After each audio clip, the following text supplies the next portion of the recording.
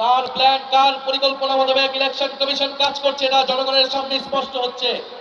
আমরা হুঁশিয়ারি দিচ্ছি আজকে সন্ধ্যার মধ্যে দিনের আলো থাকতে থাকতে এই বিধিবিধান পরিবর্তন করেন, আগামীকাল না হলে ইলেকশন কমিশন ঘেরাও হবে। ইলেকশন কমিশনকে বলছি, এতদিন যা করেছেন করেছেন, 12ই ফেব্রুয়ারি যদি কোনো ধরনের পক্ষপাতিত্ব করার পরিকল্পনা থাকে, ফ্যাসিস্ট আমলের ইলেকশন কমিশনের যেই পরিণতি হয়েছিল তার থেকেও ভয়াবহ পরিণত হবে এই ইলেকশন কমিশনের। ব্রেকিং নিউজ, আগামীকালকে সকালে নির্বাচন কমিশন ঘেরাও করার ঘোষণা দিলেন নাহিদ ইসলাম।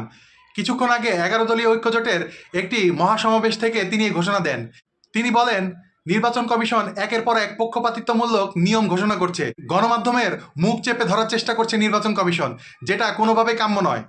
আগামী নির্বাচনকে প্রশ্নবিদ্ধ করা এবং একপক্ষীয় করার একটি ষড়যন্ত্র চলছে, যেটা আমরা কোনোভাবেই মেনে নিব না।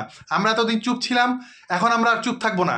যদি আপনারা আজকে সন্ধ্যা সূর্য ডোবার আগে এই সিদ্ধান্ত পরিবর্তন না করেন, তাহলে আগামীকালকে সকালে নির্বাচন কমিশন ঘেরাও করব। নাহিদ ইসলাম আরো বলেন, এবার যদি কোনো প্রকার কারচুপির করার চেষ্টা করা হয়, তাহলে বিগত স্বৈরাচারী সরকারের নির্বাচন কমিশনের যে হাল হয়েছিল তার থেকেও ভয়াবহ অবস্থা বর্তমান নির্বাচন কমিশনের হবে।